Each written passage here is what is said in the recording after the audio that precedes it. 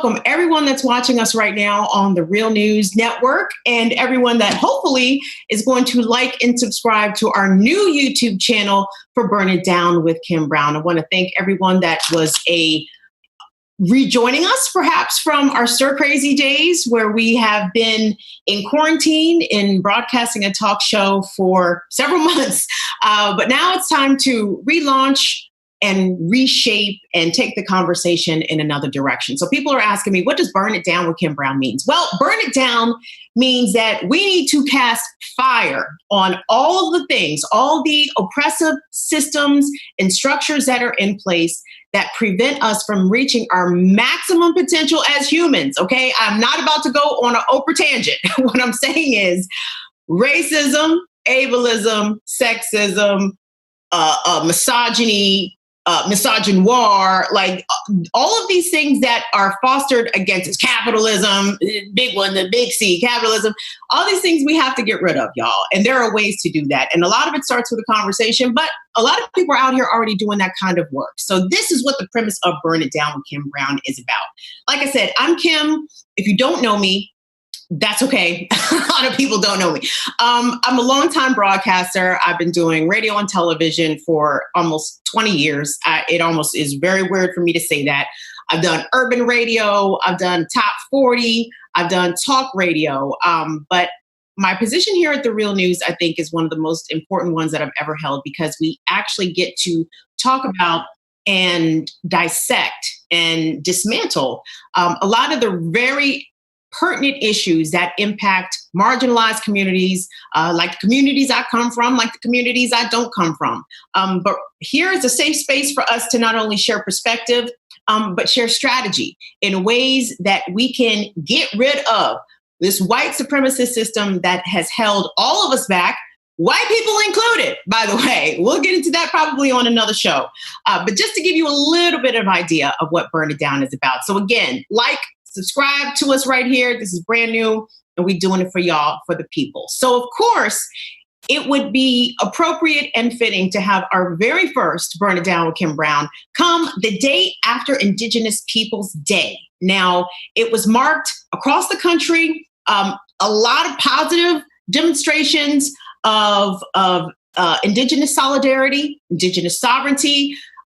Dozens of Christopher Columbus statues have come down way before even yesterday, and that was hastened about by just the way that 2020 has gone. People took ropes and performance art and was tired of Christopher Columbus's shit. It took down his statues.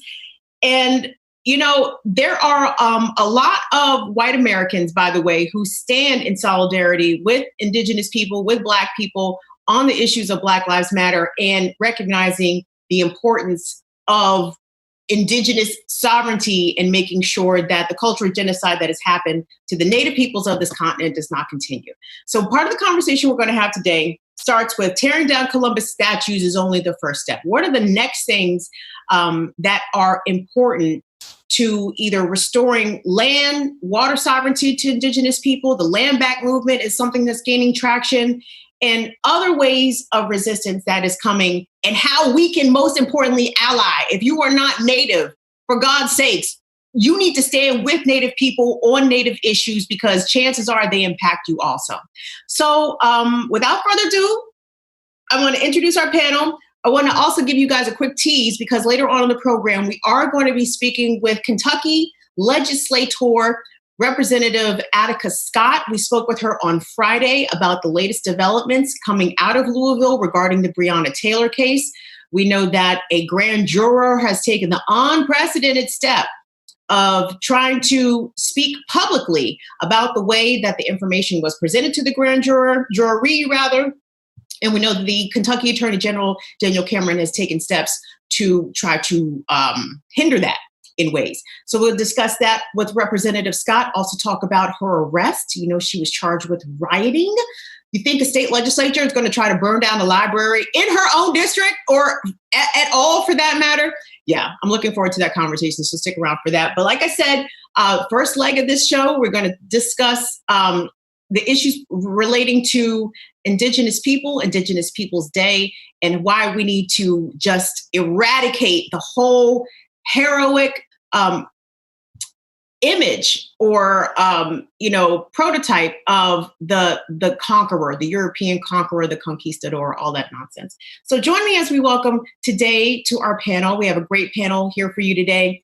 Dina Gilio-Whitaker. Dina is a lecturer of American Indian Studies at California State University, San Marcos, and also an independent consultant and educator on tribal environmental issues. She is also the author of As Long as Grass Grows, The Indigenous Fight for Environmental Justice from Colonization to Standing Rock. We're also joined today with Sammy Donato. Sammy is a member of the Baltimore chapter of Baltimore Italians for Indigenous Peoples Day. Yes, not all Italians are fans of Christopher Columbus. This is a very important point to drive home. And joining us today from Southwest Detroit, Antonio Cosme. Antonio is a radical Indigenous economist and activist. He's also a beekeeper with Southwest Detroit. That sounds awesome. I want to hear about that, Antonio. Antonio is also an educator with the National Wildlife Federation and a gardener with Southwest Grows. Antonio organized with the Detroit Indigenous Peoples Alliance to end Columbus Day in the city and to remove the Columbus statue from downtown Detroit. And Antonio, my producer Jean-Vieve, tells me that back in 2015, that awesome photo of Christopher Columbus, the statue next to City Hall in Detroit with the axe in his head, that possibly could have been courtesy of you. So if that was courtesy of you, sir, we salute you. So thank you all so much for joining us today on this very, very important discussion, the day after Indigenous Peoples Day. Welcome, everyone. Thank you. Dina, I actually wanted to kick the conversation off with you first, because we know that, I'm 42, right? So Columbus Day was a day we got off from school. It was a federally recognized holiday for about 80 years.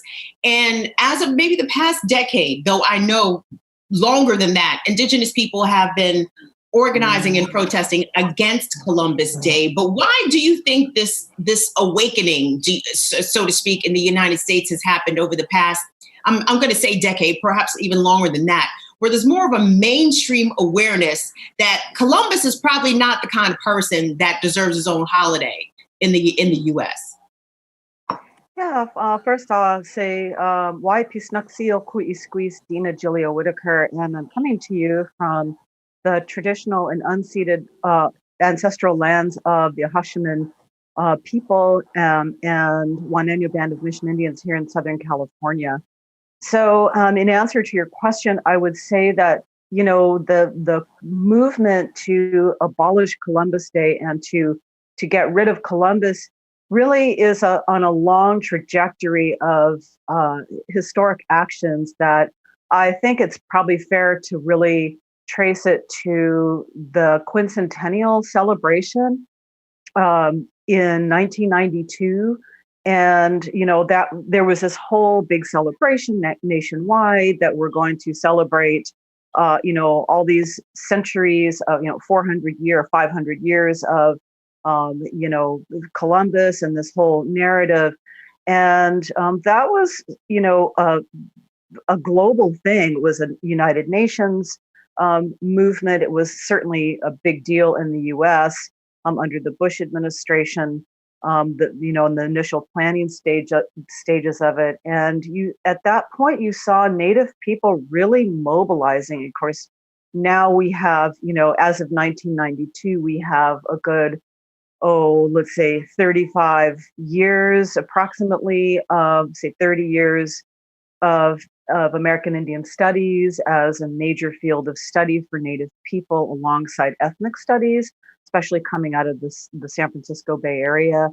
And so I think it's a convergence of historic kinds of things coming together that laid that foundation and helped spread the awareness about why Christopher Columbus, who did not discover anything, he was wayward and lost and found himself in the Caribbean. Of course, he never set foot onto the North American or South American continents, but was in fact a slave trader. And so, like it's recontextualizing it all. So when Native people are able to control the narrative and tell their side of the story, that changes things. And, it's all about the way that we understand things in the US is all about who controls the narrative. So, and the reason that we have this whole, Columbus Day mythology is because it's the conqueror's narrative. And, so we need to put it all in the bigger picture. So it's Native people really taking the reins and saying, no, we're not buying it anymore. And it's incorrect. And we owe it to our children to teach them the true actual history. Antonio, before I come to you, I actually want us to go to a video of, this is a compilation of just a handful of some of the Christopher Columbus statues that came down even before yesterday, but there were some statues that came down yesterday as well. Shout out to everyone in Portland, Oregon. It was an Indigenous Day of Rage in Portland, and we'll get to some of that footage in a moment. But before that, I want us to check out this compilation again of Columbus statues coming down during the summer. Let's take a look at that.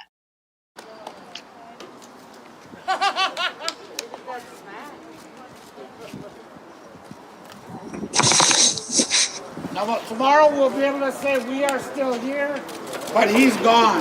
Yeah.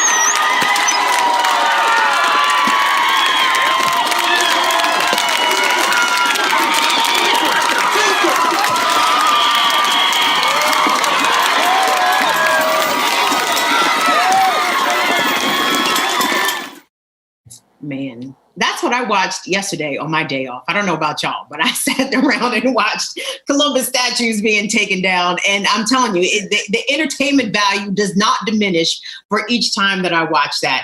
Antonio, as I mentioned at the top of the show, it's awesome that these symbols of hate, these symbols of genocide, these symbols of white supremacy are coming down.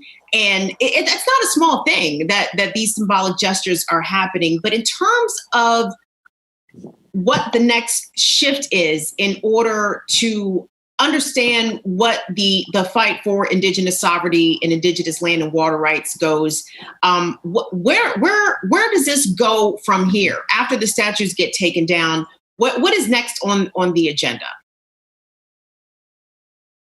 I think the entire United States has a deep reckoning coming, and we need to have a truth and reconciliation in this country. There's absolutely been no accountability. There's been no, it's erased. That narrative is erased from history, particularly the resistance of Indigenous people.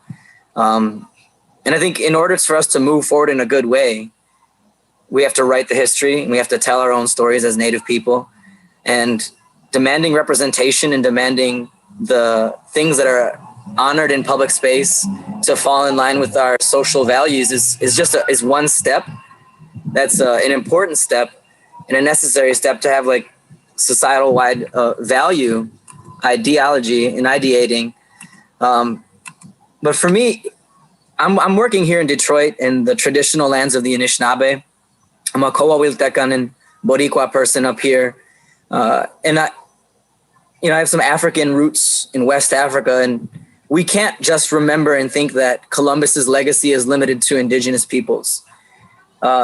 Columbus, before he sailed to the Americas, helped establish one of the most notorious slave forts in Ghana, now called the Elmina Castle in Ghana.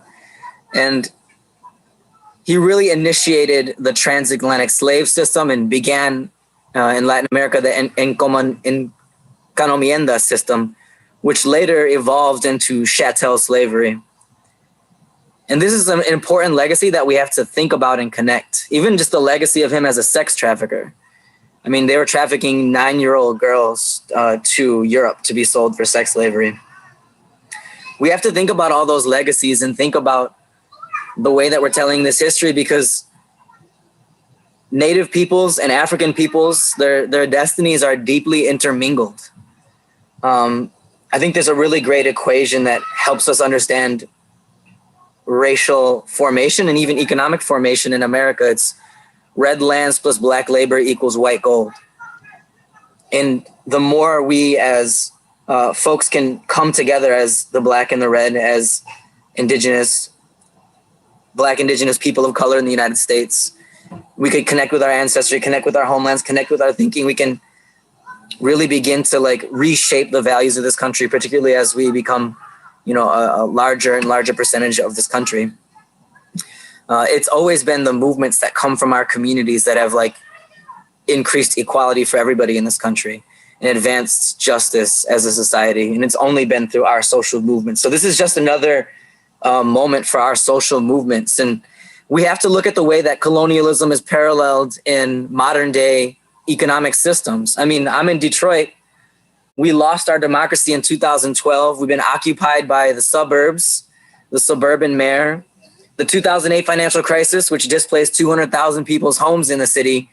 The financial company Quicken Loans, that was probably one of the more responsible companies, is now owns downtown, and they're buying up all the buildings and bringing in, young men from the suburbs to work in their online mortgage origination company. I spoke with a woman just a couple of days ago who they're processing hundreds of loans every day online, creating the next new bubble. That had a disproportionate impact on African-American people, and Detroit is the blackest major city in the country. So if we think about the way neoliberalism is neo-colonizing our urban communities, we can begin to draw even more parallels between the struggles of reservations, the struggles in the global South, and the struggles of Black and brown people in urban cities. And I think if we can really begin to tell those stories and connect those dots, we can then have the formation of ideas that could move us forward in a good direction. Sammy, I know that you are our white representative on this panel today. We certainly appreciate you being here. And you are representing a group of Baltimore Italians who support Indigenous Peoples Day. And there was a really interesting piece in The Nation, I think it was yesterday, where they reported how Columbus was elevated as this American cultural hero of American exceptionalism in the late 1700s, simply because he was not British, right? Because he was an Italian, but sailed for Spain. He was somebody who was not British that gained this mythology stronghold in the U.S. and it's just snowballed ever since. Why is it that you think that at least some Italians are so determined to hold on to Columbus for dear life, as if he is this cultural savior and representative of Italian exceptionalism? And why don't you feel that way? Yeah, well, thanks for having me, and it's good to be on this call with everybody here. I think that the story of Columbus represents, in a lot of ways, the process of whiteness means, and how it is like a form of accessing power and continuing colonization as a process that continues and adapts as the history of this country continues. These colonization looks like different things at different moments in history. And I think it's not surprising that when Italians were trying to become white, that they looked to Columbus, because much like the founding fathers that Anglo-white folks were looking to, they were the so-called founding fathers of the country. Christopher Columbus had a similar legacy of violence and racist violence. And so I think that a lot of Italians look to Columbus as being their ticket to whiteness, as a way to access the same violent legacy that the rest of this country has. And so I think that what we focus on a lot when we're trying to talk to our community and dismantle the idea of Columbus is both ideas at the same time. First, what he actually did, Columbus, and then the process of the creation of his memory that we're talking about in the 1700s and in 1892 when there's a first celebration of nationwide celebration of Columbus Day. That really there was this like creation of a memory of Columbus as being this ticket, like this free entry into American whiteness, where Italian immigrants were able to, just to catapult themselves over other classes and become the white oppressive class. And I think that's what the history of the creation of Columbus Day means. And I think that by dismantling the idea of Columbus Day, we can dismantle. That's one small step in dismantling the way that whiteness is constructed and dismantling the ways that some folks are allowed to access power in this country, while folks who have ancestral roots in this land and folks who were brought here and enslaved are denied access to participation as part of our community. How are those conversations going, Sammy? Are people receptive to the facts, the historical accuracies that you and others are speaking to them about Columbus, or is there a sort of determination to hold on to this folk hero myth that Columbus has been lauded as being? I think there's both. I think Baltimore is a really good representation, right? I mean, we first pushed the bill in 2016 to get rid of Columbus Day. And it was really widespread opposition within Little Italy. And at that time, Little Italy had a lot more sway in City Hall. And I think that in these past 4 years, a lot of the older Italians who are very, very much attached and have attached their own identity to the celebration of Columbus have kind of fallen out and lost their access to power. And so while some folks have been receptive to the idea, what I think is we're more seeing is we're more able to take power away from the folks who continue to celebrate people like Columbus. And I think that's really the organizing we're pushing for, is how can we change people's minds, but more how can we shift power away from people who are determined to maintain a colonial legacy. Guys, I want us to take a look at another video coming out of Portland, Oregon. And we know Portland has been a flashpoint for resistance and advocating not only for Indigenous land rights and water rights, but on behalf of the movement for Black lives. And yesterday was designated by some organizers as the Indigenous Day of Rage. And I want us to look at a video courtesy of the Oregonian. It's not just Columbus statues that got pulled down. It was some other folks too. Let's take a look at that.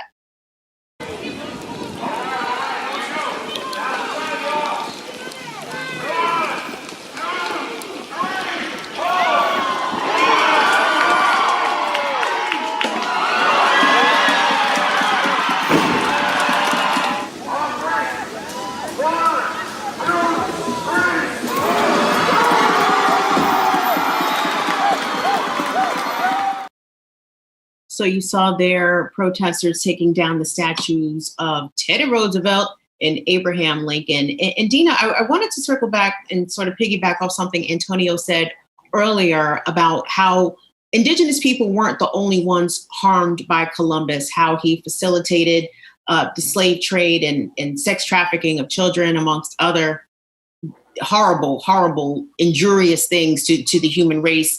But also, Columbus wasn't the only one who did Indigenous people dirty. And looking at these two past presidents, these statues coming down in Portland, I believe a Twitter contributor making comment under that particular video noted that on the same day that Abraham Lincoln signed the Emancipation Proclamation, that he also authorized the hanging of at least a couple of dozen, I believe they were Lakota men who were connected to an uprising against the United States government. So the government has long had a firm boot on the neck of the Indigenous nations from coast to coast.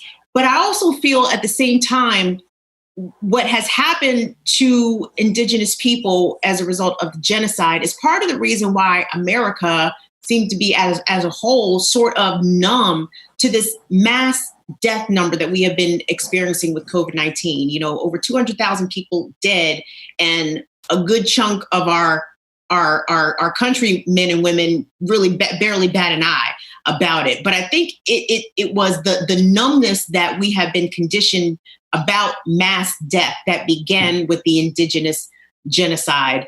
How when it comes to talk about reparations or paying the Indians back from what we have taken from them, the government, white supremacy, et cetera, I mean, there isn't even really a number that can be come up with. What is the best way for people to stand in allyship with Indigenous folks who are outside of that community? What can people who are non-Indigenous do to help advance the causes that Indigenous people are still resisting on behalf of today?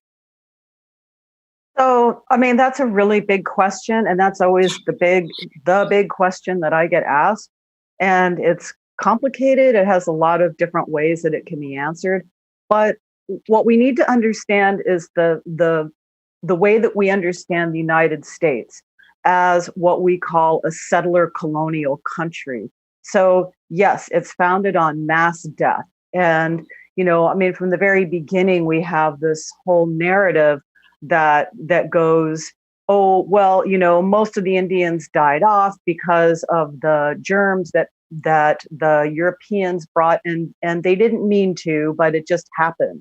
And so this is a huge one of the huge original sort of lies or spin jobs that's been done, and you still hear historians talk about that today, and it's only one small part of a much larger story. So this we talk about settler colonialism being this structure that is designed to eliminate Native people in order to make room for invading populations.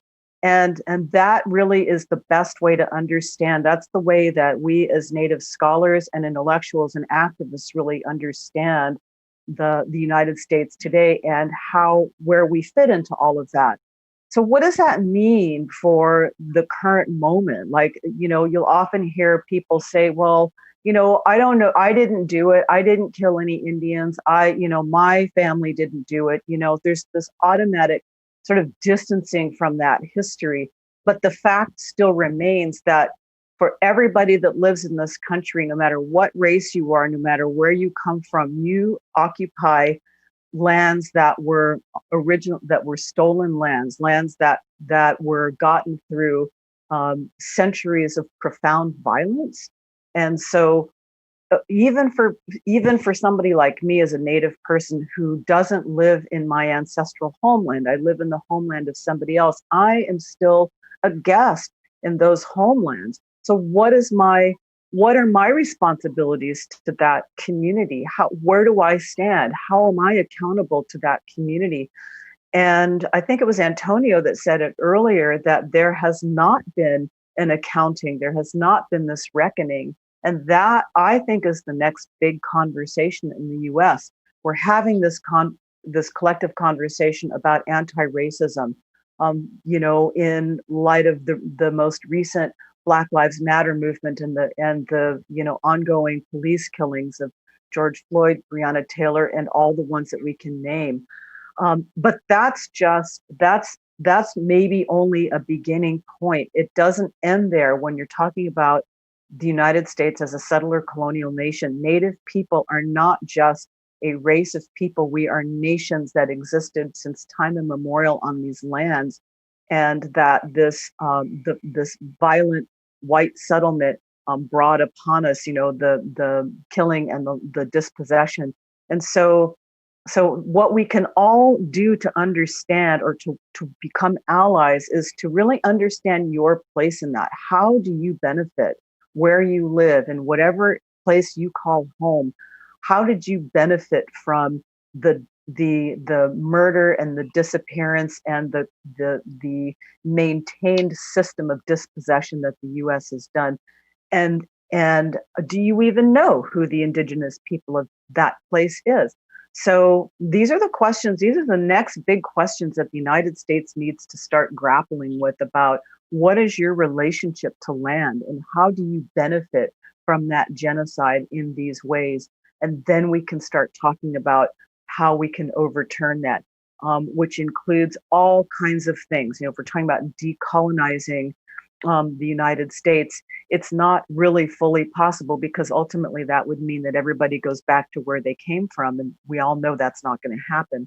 But we also have to be willing to have the uncomfortable, difficult conversations about things like giving land back to the Indians, this whole land back movement. This is like sort of like the colonial unthinkable, but it has in fact happened throughout the centuries, even among this genocidal structure. It does happen that land gets given back, and so I also want to point out real quickly that reparations is really not the correct way to talk about how to do this kind of historical accounting with Native people. We have treaties. We have hundreds of treaties that our nations and our ancestors made with the federal government that guaranteed certain kinds of rights, like rights to territory and rights to remain the nations that we are. But we have, at the same time, an entire legal structure that is built to our demise. So these are the things that really need to be talked about and and worked out in very structural ways through not just the highest institutional levels, but again, going back to on the individual level, how we as individuals benefit from this system of Native elimination. I mean, there's so much to unpack out of that, Dina, because I think most people, I would imagine, who are non-Native and who have at least some sort of level of consciousness and understanding to what has happened over the course of hundreds of years on this continent to Indigenous people, understand that there has to be some sort of repatriation in some way. But Antonio, here we are in 2020. Most people got rent to pay, right? You have a job to go to, you have a family to feed. We are shackled to the confines and the structures of this capitalist system. So how does restoration to Indigenous people, how can that even work in capitalism? Or is that even possible under the structure that we are currently in? And if that's not possible, what are the possibilities? I think as a society, before we can really begin to imagine the radical possibilities, we have to deal with the here and now and the sort of things that we're struggling with as a society. We don't honor water here. It's a private good in a lot of places. A lot of Detroit's bankruptcy crisis was related to the semi-privatization of that utility system.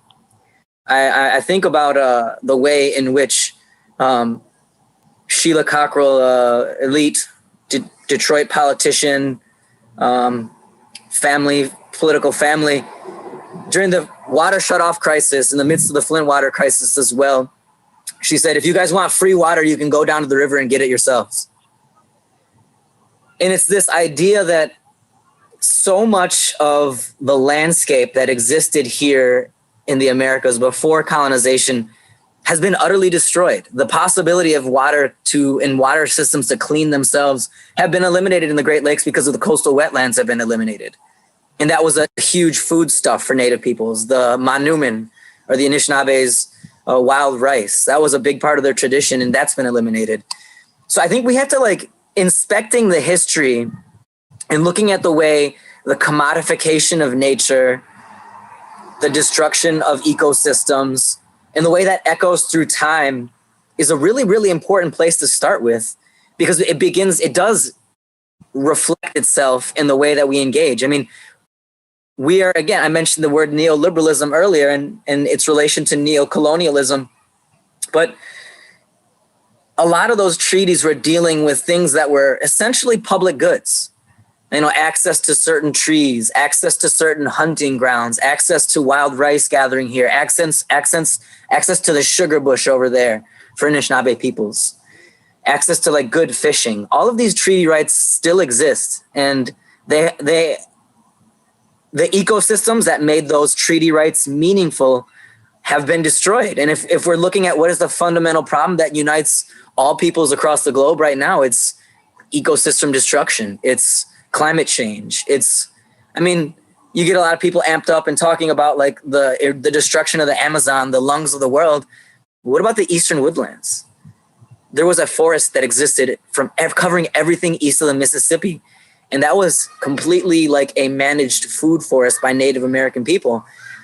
So we can think about like readjusting our systems as a society to be in line with the values and the ideas. If we just thought 7 generations ahead, I mean, that's such a simple idea. Like we are thinking about next quarter's profits in this country, as opposed to how are my great, great, great, great grandchildren going to be able to sustain themselves off the land here? And it's building a relationship with the land and the seasons and the ecosystems and reviving these things that's going to be an important and necessary step. And I mean, we got a lot to get over. I mean, you got like crazy QAnon people who are saying it's like Agenda 21 and the UN's coming to get us and the globalists are trying to rule the world when they're talking about trying to do more sustainable development. I mean, there's a lot of really important ideologies that we got to break through. I mean, they don't even believe their own science in this country, let alone like indigenous ecological knowledge.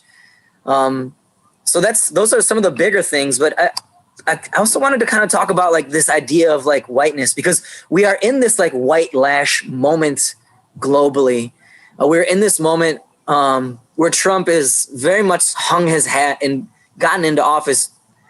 One, on like obviously like the economic collapse and the destruction of the middle class and all those things. That's for undoubtedly a part of it. Another big part of it is white identity formation. When you are losing your privilege, when you are losing your access, when you're losing your wealth, when you're seeing your communities like slowly slip away and be destroyed through poor economic policies and globalization, it's easy to like cling on to what little you have. And whiteness is that for a lot of people. I mean, America, in order for us to like change this country, we have to find Sammy DiDonato's and moderate white people who are willing to like look hard at their history and look hard at this country and see the economic thing swept under all of our feet, because there's not enough of us Native and Black and brown people in this country to like to create the change that we need. That we need white people to turn on their class, to turn on their people. And a big part of that is deconstructing white identity formation. It's obviously like a class hierarchy and a class structure. Like this ethno-nationalism thing, it's like in India, it's Hinduism.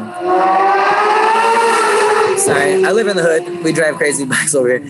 But in Iran, it's Persians. In Turkey, it's Turkic people. In every country, there's like an ethno-nationalist thing. As populations are dwindling, as demographics are having older and older people, as economies are being undermined, as populations are blooming in the global south, these people are becoming increasingly insecure and they're holding on to their ethno-identity. And that's kind of where fascism comes from. And that's like what's really on the precipice. That's the looming thing that this country has. This is like a Western society has never dealt with its sort of like eugenics fascist sort of agenda. And that's what's looming on the horizon and we need to look out for. And I really appreciate this conversation around deconstructing whiteness, because Christopher Columbus, Italians, it wasn't even a country when Christopher Columbus was around. It was Genoa. It was a nation state. And there were every European settler, every European group had their own discoverer of this land, whether it's Henry Cabot or there's a bunch of them. And it's all about the ideology. Humans attach themselves to narratives, and Columbus is a central part of a narrative, part of white identity formation. And what are you, European Americans, losing in giving up your ancestry for whiteness? Who are you not honoring? What languages and cultures and ideas and relationships with the land are you not acknowledging by assuming whiteness? And how are you dehumanizing yourself and your ancestors by adopting to this white nationalist identity and protecting this country and this land? And yeah, that's a big question for this country. Oh, well, Antonio, you just brought up so many points. And Sammy, I'm going to kick it to you and you're going to bring us home on this, because the process of unlearning sort of what we have been taught in American public schools since we were children. I can remember being in the first grade and reciting a little limerick. Christopher Columbus, 1492, he sailed a continent and sailed the ocean blue. I don't fuck it up, but that's okay. But the point is that, we are indoctrinated with this idea of the colonizers from a very young age. And children in American schools are expected to identify the country that these so-called explorers came from, the lands in which they discovered, and to know these things, be able to rattle off these things. It's part of the cultural propaganda that American school children are subjected to. And, Sammy, sort of taking the step to deconstruct that, because as Antonio wisely pointed out, we're not elevating the Italian over the English in this respect. It's white, right? White European superior came from Europe and then discovered these so-called lesser lands, right? From the way that it's framed to the rest of us.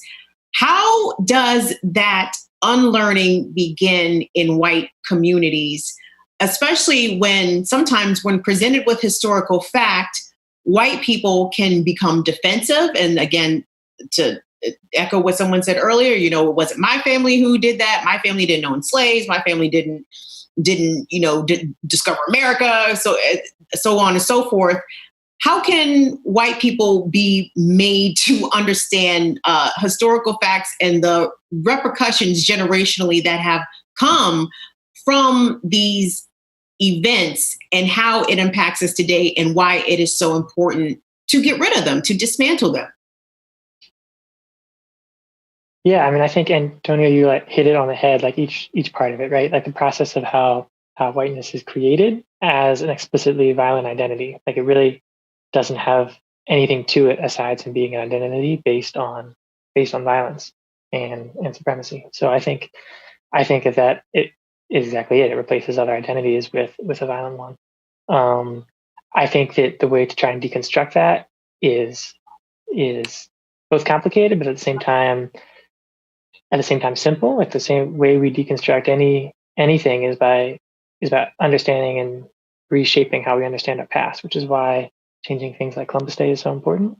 I think by changing how we view our past can redefine how we see ourselves in the present and really allow us to imagine the future in different ways that we need to create it. Because I think, like we talked about, the path we're on right now is not going to lead us anywhere to a future that any of us want to live in. So I think that really our only choice is to re-examine our past so that we can really reimagine a future that is something that we can live in together. Because I kind of don't believe the answer. It's fundamentally about what a fascist solution is versus a solution for the future that's based on getting stronger by working together and viewing safety as something that we build by building trust. And so I think that re-examining and reshaping how we see our past is critical to that. I think that that's difficult. It involves a lot of growing pains. I think it also involves understanding when people are very much committed to seeing themselves as part of a violent white identity, and understanding when we can build with those groups and when we need to not try to build with those groups.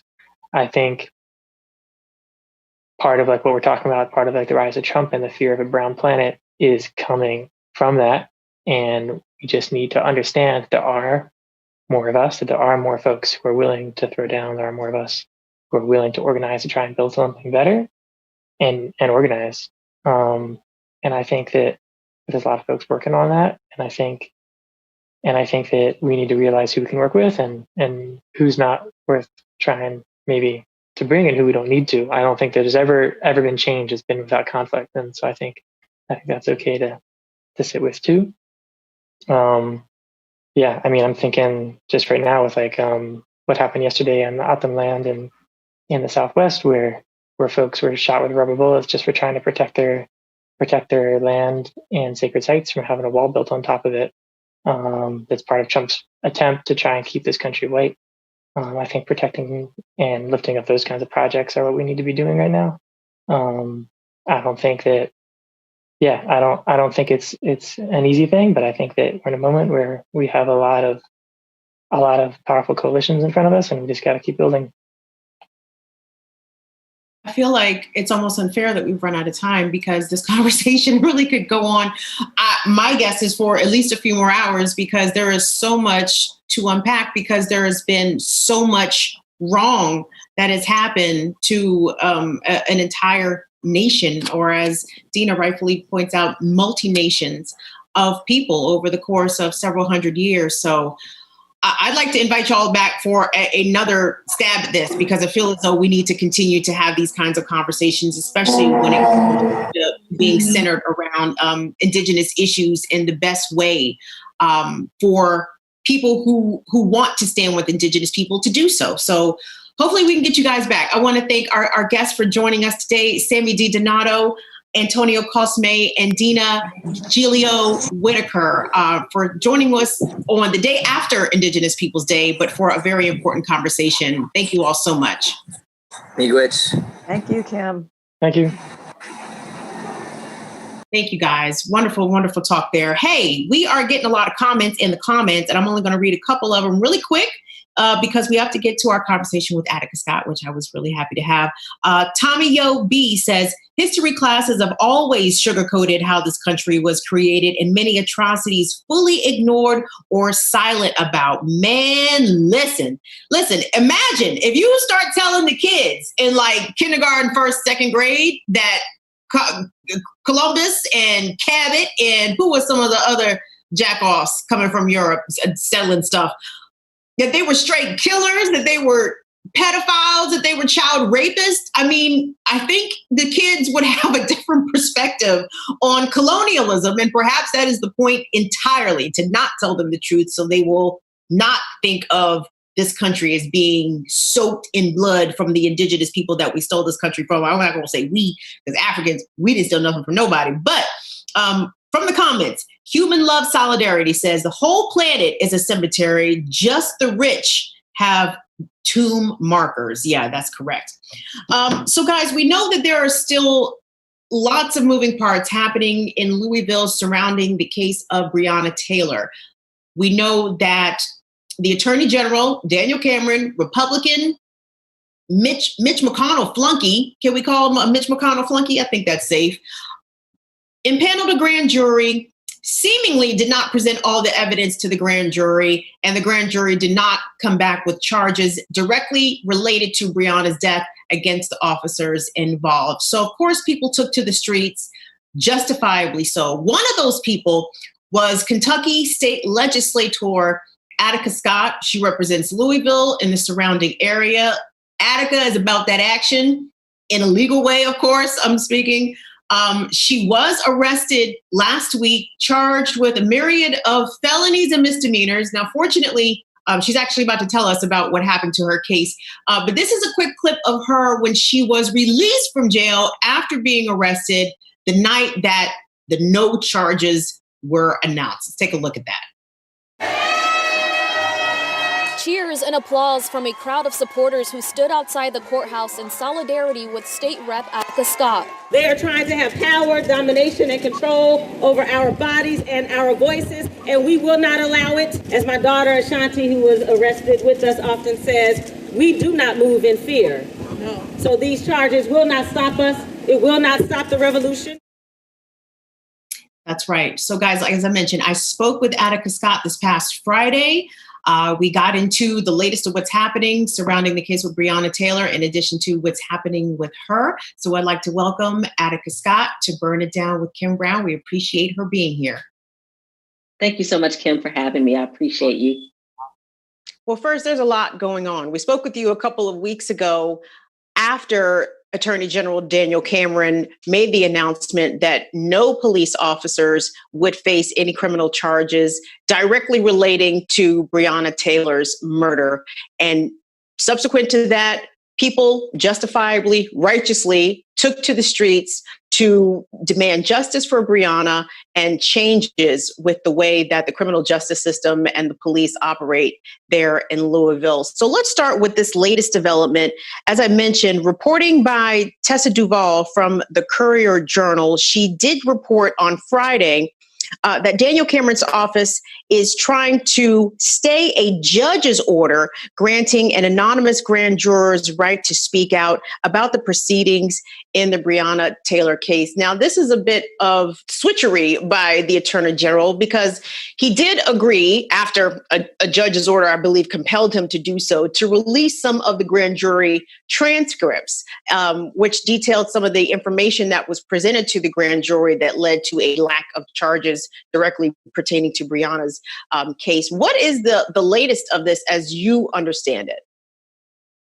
Well, it's obvious, Kim, that the Attorney General is an utter and complete failure. When you have two grand jurors who want to speak publicly about him failing to present them with all of the options in front of him, it says to me that he has failed miserably in seeking justice for Breonna Taylor, that instead he has been an agent of the police and trying to protect the police. The fact that he wants a stay on a judge's order says to me that he has something to hide. And I believe we should all be concerned about that.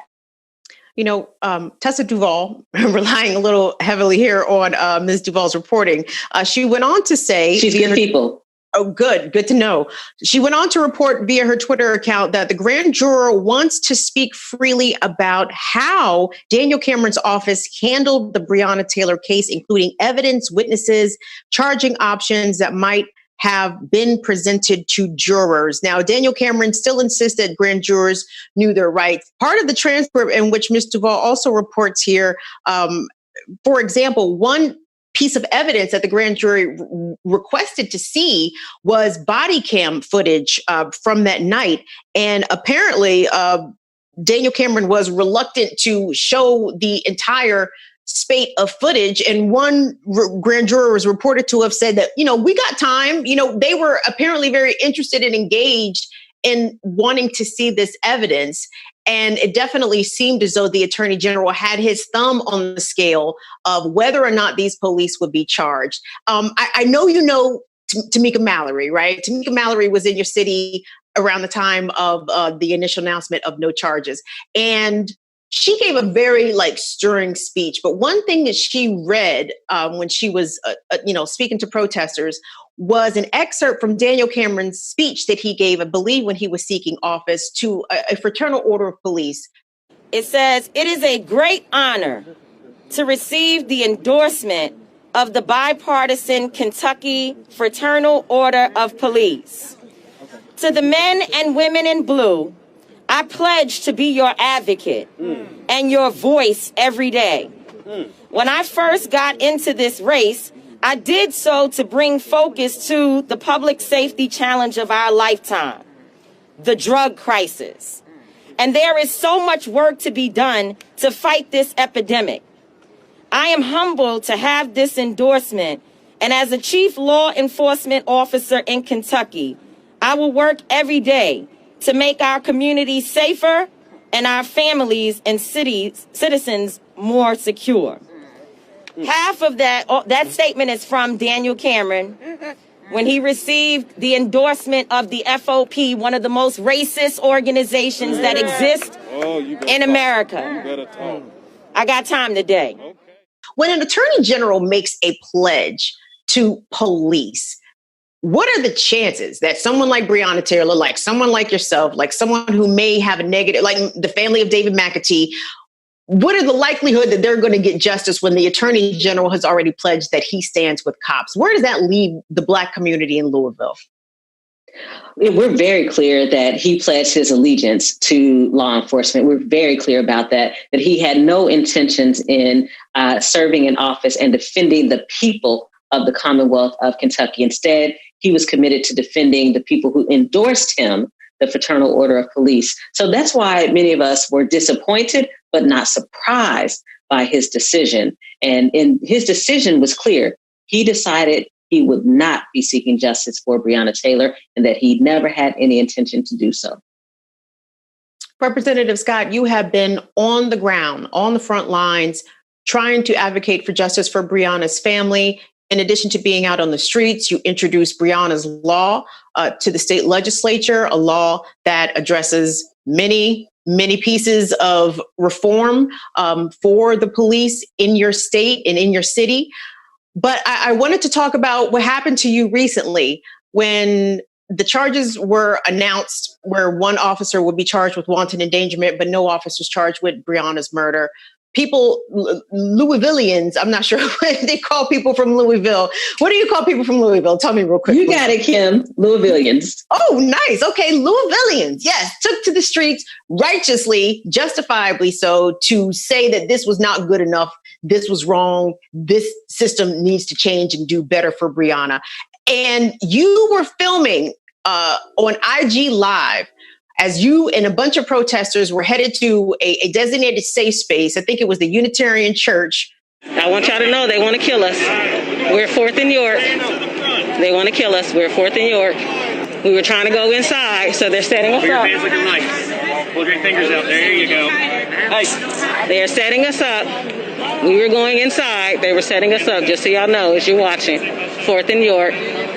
So as you're seeing police beginning to surround you, can you please tell us what was happening in those moments before you were taken into custody? What were you doing? What were other protesters doing? And more importantly, what were the police doing and how were they handling and dealing with the crowd?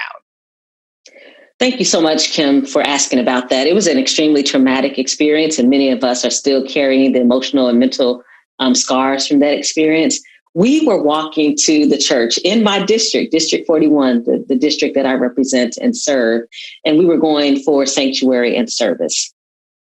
Now, please keep in mind that just earlier that week, the mayor had asked houses of worship to be open to people who were needing solace and comfort after the decision. And that's what we were seeking. We were, first of all, police blocked us in to a parking lot. We couldn't get out. They put their armored vehicles in front of the exit and then a concrete block in front of the second exit. So they blocked us in. So we had to get out and walk to the church. It was only 3 blocks away. So we thought we were going to make it. It was before sanctuary. We walked past the library that we were accused of trying to burn down. Again, the library in the district that I serve, I'm one of its biggest champions. We were literally 100 feet from the church. Across the street, we could see it, we could almost touch it. And police yelled at us to turn around. And at the same time they yelled at us to turn around, Kim, I was confused because they started yelling, circle them, circle them. So I'm on the recording asking, what do you want us to do? Where do you want us to go? And then they pointed their guns in our faces, told us to sit down. And that's when they started tying our arms behind our backs, our wrists behind our backs with zip ties. Sat us on the sidewalk for nearly an hour. And when I asked what was happening, they refused, Kim. They would not tell me why we were being arrested. People in community and people across this country knew why we were being arrested before we did. When you recounted that, I swear I just had a bad chill go down my spine. I mean, that sounds terrifying. And I know that you were with your daughter, and I know that the both of you, I believe, were charged criminally. And there's been some movement on that regard as well. You had felony charges. I think you were charged with felony rioting, of all things. Do you think the state legislature is out there? What did they think you were doing? Busting up windows at the library? Like, I'm very confused. Like, why did they charge you with rioting? Like, what in the world? Kim, describe to us what you were charged with and what has happened with your charges. They charged us. They claimed we were trying to burn down the library. I mean, I was so confused. But I will say, Kim, I am also eternally grateful that within hours before we were even released, the library's union, AFSCME, put out the most powerful statement to say we denounce these charges against Representative Scott. She would never do something like this. She has been our biggest advocate fighting for funding for us at the state level, has shown up and supported programs here. So, I will say, Kim, you got chills when I was sharing with you. My daughter and I and everybody who was in with us, not one of us dropped a tear while we were being arrested or the 10 hours that we spent incarcerated. When I left that exit lobby and somebody showed me that statement, I lost it. Because to me, it's the people that matter. And when the people, the labor union members who work at that library said this is impossible, that I lost it. I was like, wow, thank you all so much for believing in me. But I will say that I was terrified for my daughter and her safety because I know how violent police can be. So I was less concerned about my safety and I was more concerned about her.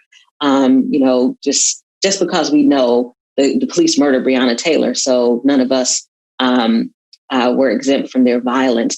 And I think it's important, Kim, for people to know that Brett Hankinson, the person who was arrested for shooting into Brianna's neighbor's apartment, spent 32 minutes in jail. We spent 10 hours in jail for fighting for justice for Brianna Taylor.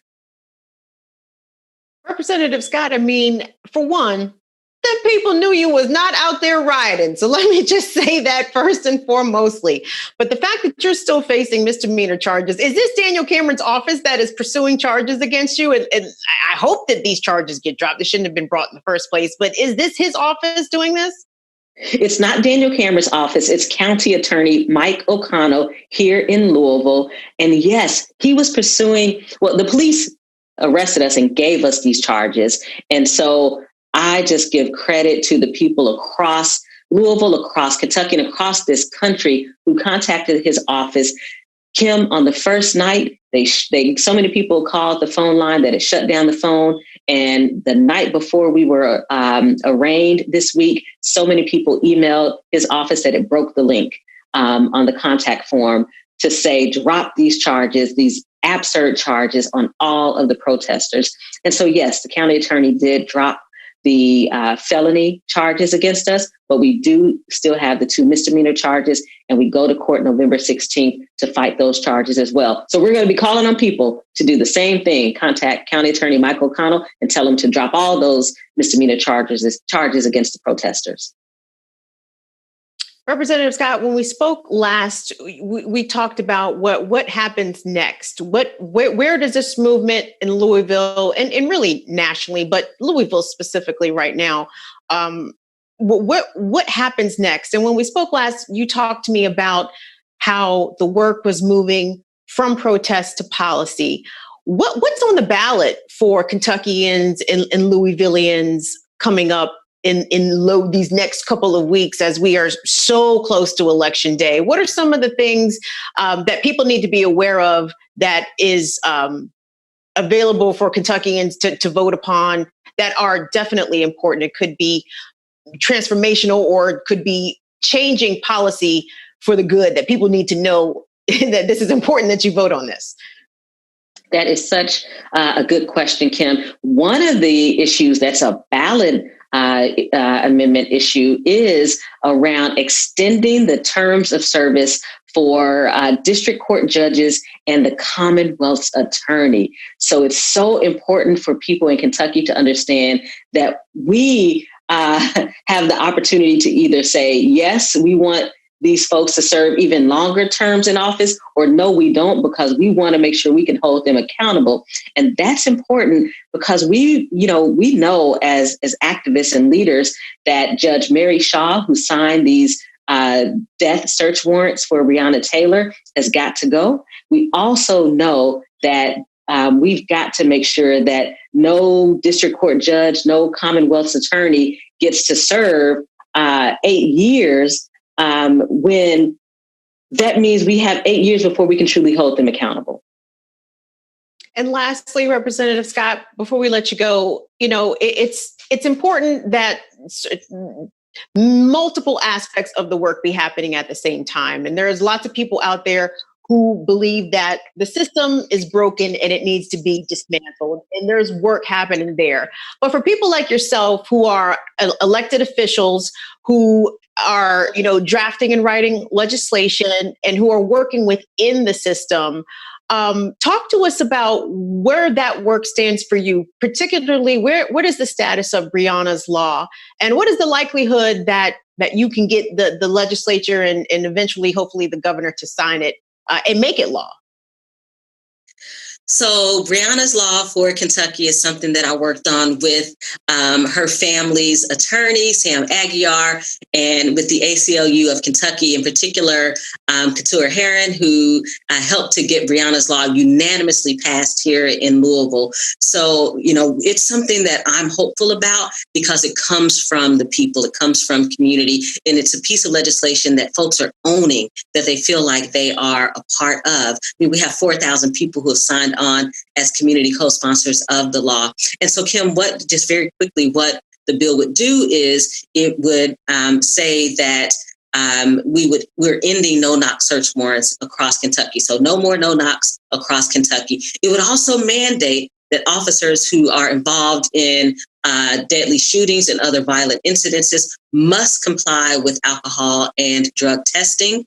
And it also states that when issuing or serving a warrant, that 5 minutes before and 5 minutes after, police must have on and turn on their body-worn cameras. So that's Brianna's Law for Kentucky.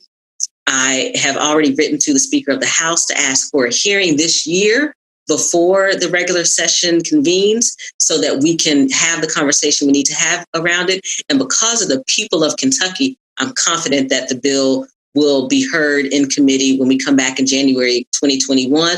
And the people are going to have to continue their advocacy so that the bill will pass. And of course, we're going to have to apply pressure to the governor so that he signs Brianna's Law so that her name will forever be etched in Kentucky's revised statutes.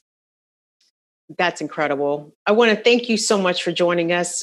We've been speaking with the only Black woman who is elected to the Kentucky State Legislature, Representative Attica Scott. She represents Louisville and the surrounding area. She is a freedom fighter. She puts her body on the line and she's going to work every day. I'm not going to talk too bad about your colleagues in the State House, but I can only imagine what you have experienced while working on behalf of your people in the Kentucky State Legislature. So I salute you. We thank you so much.